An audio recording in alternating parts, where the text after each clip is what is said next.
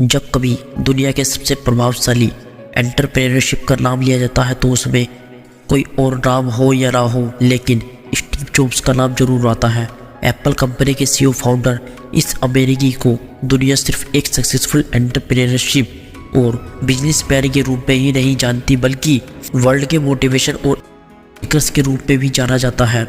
Steve jobs ने Stanford university के दीक्षांत समारोह में एक ऐसी स्पीच दी कि उस स्पीच को सुनकर ही काफ़ी स्टूडेंट्स और बड़े बड़े व्यापारियों का जीवन ही बदल गया। ये स्पीच वैसे तो इंग्लिश में बोली गई थी, लेकिन हमारे इंडिया की मातृभाषा हिंदी है, जिसके चलते काफ़ी लोग इस स्पीच को समझ ही नहीं पाए।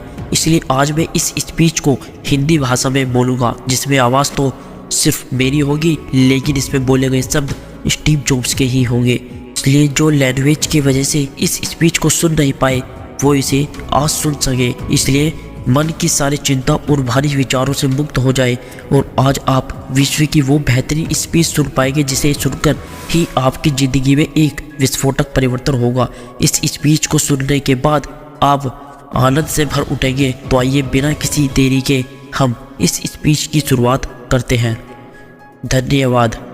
आज दुनिया की सबसे बेहतरीन यूनिवर्सिटी में से एक के दीक्षांत समारोह में शामिल होने पर खुद को गर्व महसूस कर रहा हूँ।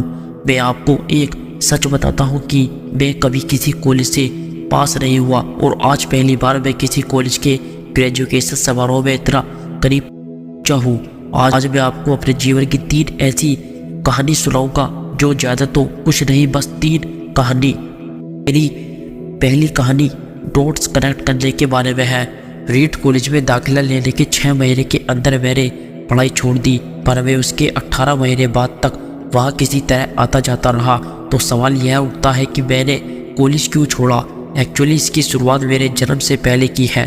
मेरी बायोलॉजिकल मदर एक यंग अविवाहित ग्रेजुएट स्टूडेंट थी और वह मुझे किसी और को एडॉप्शन के लिए देना चाहती थी, पर उनकी एक ख्वाहिश थी कि कोई कॉलेज ग्रेजुएट ही मुझे एडॉप्ट करे। सब कुछ बिल्कुल सेट था और मैं एक वकील और उसकी वाइफ के द्वारा एडॉप्ट किया जाने वाला था।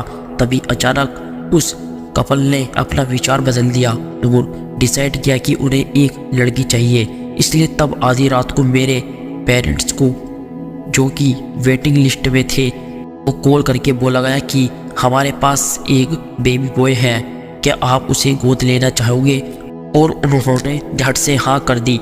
बाद में मेरी बायोलॉजिकल मदर को पता चला कि मेरी माँ कॉलेज पास नहीं है और पिता तो हाई स्कूल पास भी नहीं है, इसलिए उन्होंने एडॉप्शन पेपर्स पर साइन करने से मना कर दिया। पर कुछ महीनों बाद मेरे होने वाले पेरेंट्स की मुझे कॉलेज भेजने के आश्वासन के बाद वो मान गई। तो मेरी ज़िंदगी की शुरुआत कुछ इस तरह हुई और 17 साल बाद में कॉलेज गया, पर गलती से मैंने स्टैनफोर्ड जितना ही महंगा कॉलेज चुन लिया। मेरे वर्किंग क्लास पेरेंट्स की सारी जमा पूंजी मेरी पढ़ाई में जाने लगी। 6 महीने के बाद मुझे इस पढ़ाई में कोई वैल्यू नहीं दिखी। मुझे कुछ आइडिया नहीं था कि मैं अपनी ज़िंदगी में क्या करना चाहता हूँ और कॉलेज मुझे किस तरह से इसमें हेल्प करेगा। और ऊपर से मैं अपनी पेरेंट्स की जीवन भर की कमाई खर्च करता जा रहा था। इसलिए मैंने कॉलेज ड्रॉप आउट करने का निर्णय लिया और सोचा जो होगा अच्छा होगा। उस समय तो यह सब कुछ मेरे लिए काफ़ी डरावना था, पर जब मैं पीछे मुड़कर देखता हूँ तो मुझे लगता है ये मेरी ज़िंदगी का सबसे अच्छा डिसीजन था। तब जैसे ही मैंने कॉलेज छोड़ा, मेरे ऊपर से ज़रूरी क्लासेस करने की बाध्यता ख़त्म हो गई और मैं चुपचाप सिर्फ अपने मनपसंद क्लास ही करने लगा। यह सब कुछ इतना आसान नहीं था। मेरे पास रहने के लिए कोई रूम नहीं था, इसलिए मुझे दोस्तों के रूम में फर्श पे सोना पड़ता था। मैं कोक की बोतल को लौटाने से मिलने वाले पैसों से खाना खाता था। मैं हर संडे 7 मील पैदल चलकर हरे कृष्ण टेम्पल जाता था, ताकि कम से कम हफ्ते में एक दिन पेट भरकर खाना खा सकूं। यह मुझे काफ़ी अच्छा लगता था। मैंने अपनी लाइफ पे जो भी अपनी क्यूरोसिटी की वजह से किया, वह बाद में मेरे लिए कमाल का साबित हुआ। मैं आपको इसमें एक उदाहरण के रूप में बताता हूँ। उस समय रीड कॉलेज शायद दुनिया की सबसे अच्छी जगह थी, जहाँ कैलोग्राफी सिखाई जाती थी। मुझे पूरे कैंपस में हर एक लेवल बड़ी खूबसूरती से हाथों से कैलोग्राफी किया होता था। क्योंकि मैं कॉलेज से ड्रॉप आउट कर चुका था, इसलिए मुझे नॉर्मल क्लास करने की कोई ज़रूरत नहीं थी। मैंने तय किया कि मैं कैलोग्राफी की क्लास करूँगा और इसे अच्छी तरह से सीखूँगा। मैंने सेरिफ और सेरिफ बिना टाइप फेस के बारे में सीखा, अलग अलग लेटर्स कॉम्बिनेशन के बीच में स्पेस वेरी करना और किसी अच्छी टाइपोग्राफी को यह भी सीखा। यह खूबसूरत इतना खूबसूरत था कि इसे साइंस द्वारा कैप्चर नहीं किया जा सकता था और ये मुझे बेहद अच्छा लगता था। उस समय जरा सी भी उम्मीद नहीं थी कि मैं इन चीज़ों का यूज़ कभी अपनी लाइफ में करूँगा, लेकिन जब 10 साल बाद हम पहला कंप्यूटर बना रहे थे तब मैंने इसे मैक में डिज़ाइन कर दिया और मैक खूबसूरत टाइपोग्राफी द्वारा दुनिया का पहला कंप्यूटर बन गया। अगर मैंने कॉलेज से ड्रॉप आउट नहीं किया होता तो मैक में कभी मल्टीप्लाई टाइप फेस नहीं किए होते, क्योंकि विंडोज़ ने मैक की कॉपी की थी, जो शायद किसी भी पर्सनल कंप्यूटर में ये चीज़ें नहीं होती। अगर मैंने कभी ड्रॉप आउट ही नहीं किया होता तो मैं कभी कैलोग्राफी की वो क्लास नहीं कर पाता, और जब मैं कॉलेज में था तब भविष्य में देखकर इन डॉट्स को कनेक्ट करना इम्पॉसिबल था। लेकिन 10 साल बाद जब मैं पीछे मुड़कर देखता हूँ तो सब कुछ बिल्कुल साफ नज़र आता है। आप कभी भी फ्यूचर में झांककर डॉट्स कनेक्ट नहीं कर सकते हो, आप सिर्फ पोस्ट देखकर ही डॉट्स कनेक्ट कर सकते हो।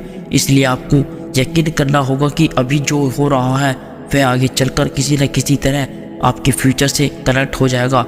आपको किसी न किसी चीज़ में विश्वास करना ही होगा, अपनी ज़िंदगी या फिर अपने कर्म में, क्योंकि इस बात में बिलीव करना कि आगे चलकर डॉट्स कनेक्ट होंगे। आपको अपने दिल की आवाज़ सुनने की हिम्मत देनी होगी, तब भी जब आप बिल्कुल अलग रास्ते पर चल रहे होंगे। मेरी दूसरी कहानी लव और लॉस के बारे में है। मैं जिस चीज़ को चाहता था वह मुझे जल्दी ही मिल गई। मैं और मेरे दोस्त ने मेरे पेरेंट्स की गैराज से एप्पल की शुरुआत करी। तब मैं 20 साल का था। हमने बहुत मेहनत की और 10 साल में एप्पल 2 लोगों से बढ़कर 2 बिलियन और 4,000 लोगों की कंपनी हो गई।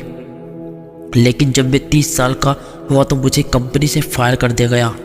अब आप सोच रहे होंगे कि मेरी खुद की बनाई हुई कंपनी से मैं कैसे फायर हो सकता हूँ। मैं और मेरा दोस्त ने जैसे जैसे कंपनी ग्रो की, हमने एक ऐसे टैलेंटेड आदमी को हायर किया जिसे मैंने सोचा कि वो मेरे साथ मिलकर कंपनी रन करेगा। पहले 1 साल सब कुछ ठीक ठाक चला, लेकिन फिर कंपनी के फ्यूचर विजन को लेकर हम दोनों में मतभेद होने लगे। बात बोर्ड ऑफ डायरेक्टर तक पहुंच गई और उन लोगों ने उसका साथ दिया। एसओ अथॉरिटी ने मुझे निकाल दिया गया। जो मेरी पूरी लाइफ का फोकस था वह अब ख़त्म हो चुका था और ये बिल्कुल ही तबाह करने वाला था। मुझे सचमुच अगले कुछ महीने तक समझ ही नहीं आया कि मैं क्या करूं। फिर मुझे महसूस हुआ कि मैं जो काम करता हूं उसके लिए मैं अभी भी पेशेंट हूं। एप्पल में जो कुछ हुआ उसकी वजह से मेरे पैशन पे जरा भी कमी नहीं आई है।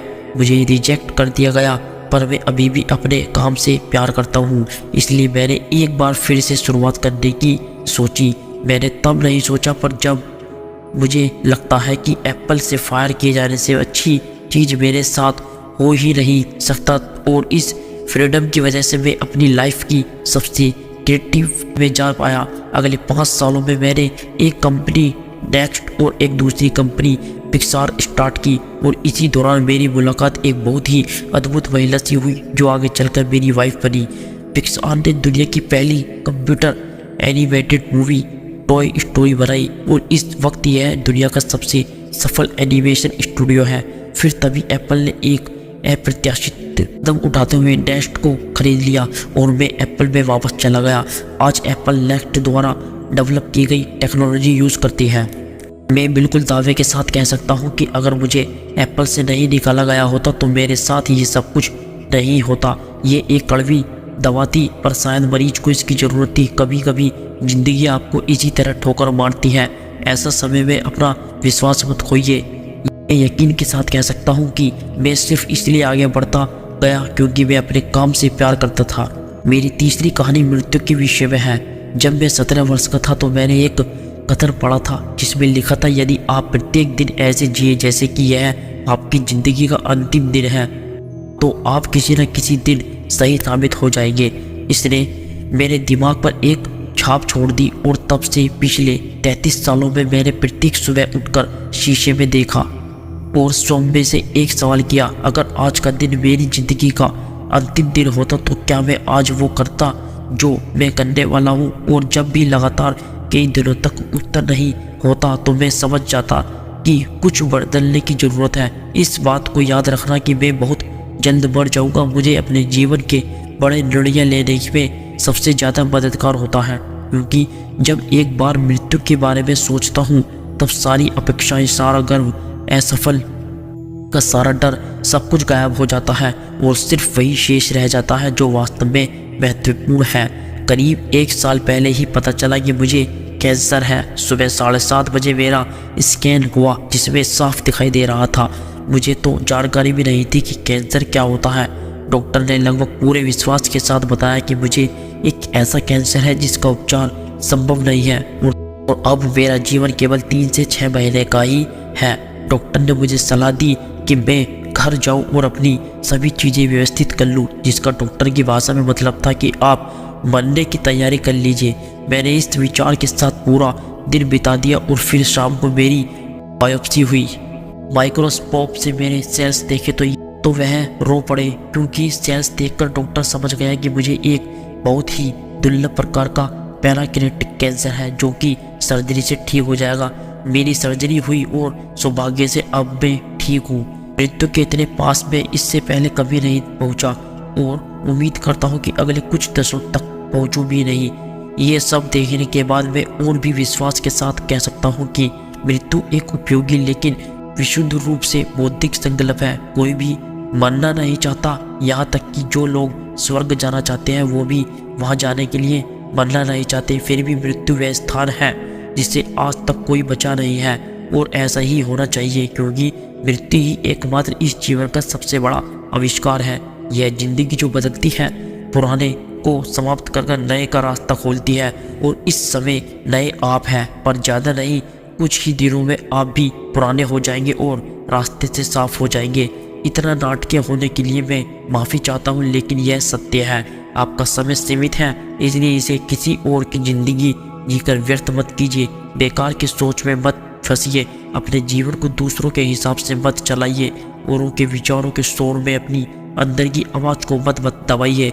और सबसे महत्वपूर्ण यह है कि अपने दिल और सहज बुद्धि की बात सुनने का साहस रखें, क्योंकि वे पहले से ही जानते हैं कि तुम वास्तव में क्या बनना चाहते हो। तो पहले अपने दिल की आवाज़ सुने, बाकी सारी चीज़ें दूसरी हैं। और अंत में आप सभी से यही कहना चाहूँगा, स्टे हंग्री, स्टे फुलिश। मैंने हमेशा अपने लिए यही मांगा है और अब जब आप सभी लोग यहाँ से ग्रेजुएट हो रहे हो तो मैं आप सभी के लिए भी यही विश करता हूँ, स्टे हंग्री, स्टे फुलिश, यानी कि भूखे रहिए और मूर्ख रहिए। भूखे यानी कि कुछ करने की भूख आपके अंदर होनी चाहिए, और मूर्ख रहो क्योंकि मूर्ख रहकर भी आप कुछ सीख पाओगे। अगर आपको ये लगता है कि आप सब कुछ पहले से जानते हो तो आप कुछ भी नहीं सीख पाओगे। तो भूखे रहिए और मूर्ख रहिए, स्टे हंग्री, स्टे फुलिश। आप सभी को बहुत बहुत धन्यवाद। आई होप, मुझे उम्मीद है कि आपने इस वीडियो से बहुत कुछ सीखा होगा। इस स्पीच को बोलने में अगर मुझसे कोई भूल हुई हो तो उसके लिए मुझे माफ़ करना। ऐसी ही लाइफ चेंजिंग वीडियो देखने के लिए हमारे चैनल पर सब्सक्राइब करें। मिलते हैं आपसे अगली वीडियो में, तब तक के लिए जय हिंद, जय भारत।